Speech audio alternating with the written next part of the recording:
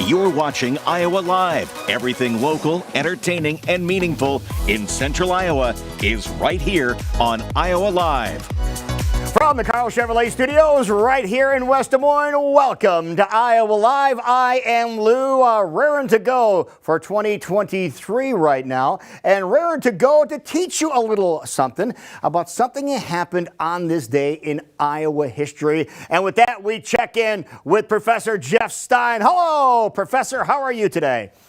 Lou, I am tremendous. Happy New Year to you, good sir. Yeah, Happy New Year to you as well. And for those people that might just be joining us for the very first time and experiencing the Iowa Almanac, tell everybody what the Iowa Almanac is all about. Well, first of all, it's good that their New Year's resolution was to watch Iowa Live every weekday, so that's a good start. The second thing is Iowa Almanac is a radio program I came up with. This is now the 9th year, Lou, believe it or not. It's on 30 stations across the state of Iowa. You can also see every day's story, the text, and then listen to the audio at iowaalmanac.com. And the idea is we live in a great state. A lot of wonderful events have happened. And so we have selected a different one for every day of the year. And we just like to tell people the story and so that they can be proud about the place we call home. And there's a lot of times when you hear the Iowa Almanac story and you're going to say to yourself, oh my goodness, I did not realize that happened right here in the state of Iowa. And that's what it is all about.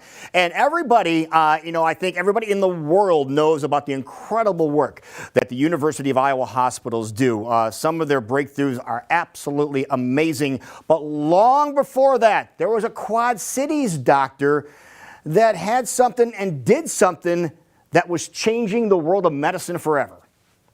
Oh, absolutely right. You know, you have to go back to the late 1800s and understand that medical science was not nearly as advanced as it is today. What is considered routine today had not even been invented back then.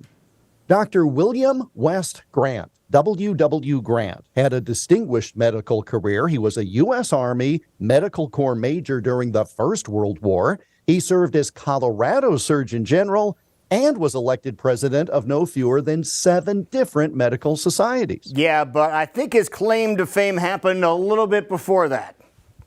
He started strong, didn't he? Yeah. Let me introduce you to a 22-year-old school teacher from Davenport. Her name was Mary Gartside. Now, Mary had a sharp pain in her gut and was actually near death, and no one could really figure out why. Dr. Grant's diagnosis was that Mary was suffering from acute appendicitis, which was almost always deadly because at that point there was no known treatment. But Dr. Grant knew he had to try something. So on January 4th of 1885, he administered anesthesia and cut into Mary's side, where the appendix would be located on that side of her body. He found the infected appendix and removed it, and Mary, Lou, made a full recovery.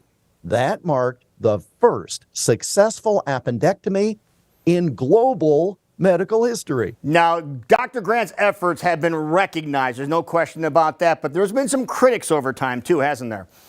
There are some who say someone else did the procedure first. That again, needs to be proven. The best evidence is it was Dr. Grant, and some have quibbled about the exact nature of the procedure. Did he actually remove the organ, or did he merely tie it off from the rest of the body, preventing further harm from infection?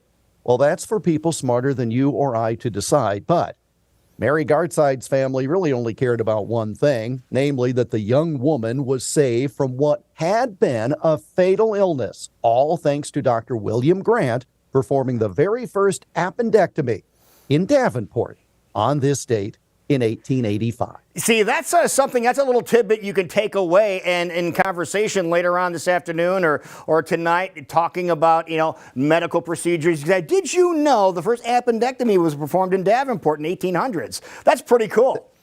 There ought to be a prize for the first person who's watching this who then has to go to the hospital for such an operation to stop the surgeon and say, did you know? And if you want to brush up on those facts, so you know the facts, where can they go and get all the information you just shared with everybody? Yeah, refer the doctor to iowaalmanac.com and they can get some tips. We're also on the Twitter machine, Lou, at Iowa Almanac. That is awesome. Professor Stein, thank you so much. Now, we're going to continue with Iowa Almanac Week tomorrow. And tomorrow, we're going to talk about a road that is frequently traveled and how it got its start.